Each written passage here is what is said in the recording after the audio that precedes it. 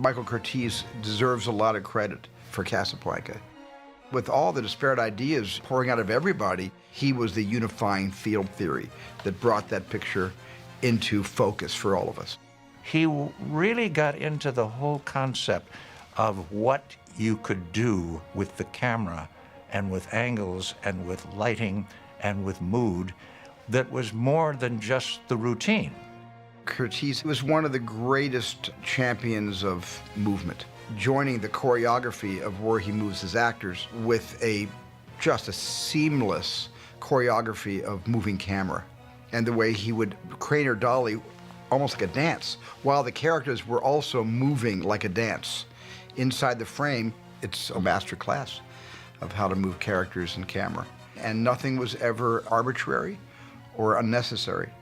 He staged the action so beautifully that it seemed real. You don't think about the presence of a director behind the camera.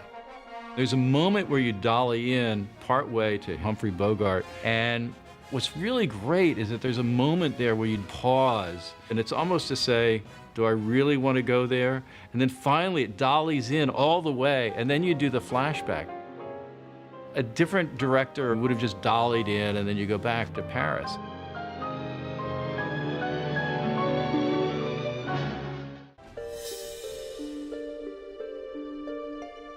The director of photography, Arthur Edison, was a staff cinematographer at Warner Brothers. And in Casablanca, every scene is just beautifully lit. I mean, the faces and the way they were shot, enough. Who's ever seen tight two-shots of people like Bergman and Bogart? They're just beautiful. A lot of people think of photography as being about big, beautiful shots and vistas and compositions and everything, but to me, a close-up is as great a shot as there is. And there's a great moment when Ilsa convinces Sam to play as time goes by. And there is a close-up of her that goes on forever. It's the perfect combination of photography and acting. I've stood in front of the Mona Lisa for as much as 45 minutes or an hour at a time, and I could look at Bergman's face much longer. She is absolutely gorgeous, and a large part of it is how they lit her, how they photographed her, and what's inside of her. But there's nothing like Bergman's face in Casablanca.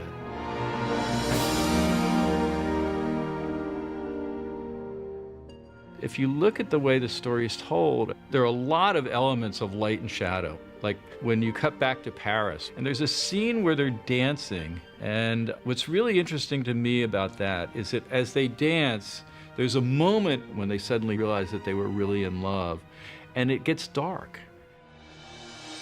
Suddenly it gets dark in the foreground, and they're lit from the back.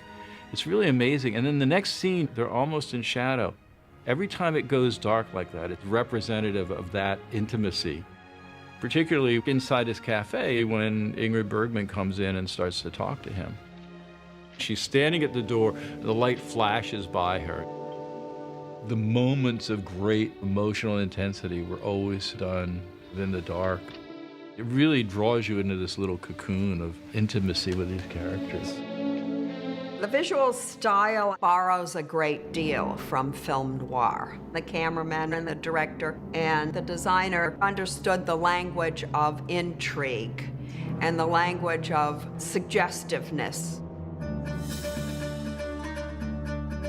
Rick's Café Americain represents some of the best of the studio way of working because they came to the conclusion that the design department would supply the camera department things to play with, to give those wonderful kind of lighting opportunities. And there's so many of them in this film, from the overhead fans whirling to shutters through which hard light and dark shadows can be cast. The table lamps are these lovely little things wearing jeweled fringe skirts. There's an endless collection of exotic plants, and they all cast kind of slightly menacing, fingery shadows. There are pierced Moroccan screens that suggest the possibility of being in a prison kind of hothouse with the lattice work holding you in the background and the hard light and shadows coming through at you.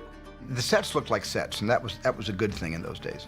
It was great theater, and there wasn't really an attempt to create a naturalism.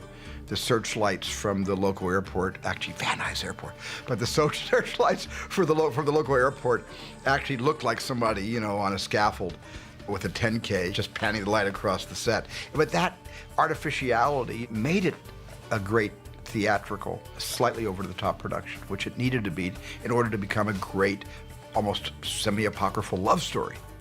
And so the sets had a lot to do with suspending the audience's disbelief and allowing them to go with bigger feelings, bigger drama, you know, bigger emotions.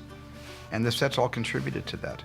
It creates its own reality. It isn't really Casablanca, but it suggests an exotic, dangerous place full of intrigue and romance. I made a film in Morocco several years ago, and I went to Casablanca. It's one of the dullest cities I've ever seen. It's like Long Beach. It was not the magical place that is conjured up by that movie, all of which was shot on a sound stage and with a few other little scenes on the Warner Brothers back lot. You come away from that film thinking you've just been in the most romantic place in the world. And believe me, it's anything but that.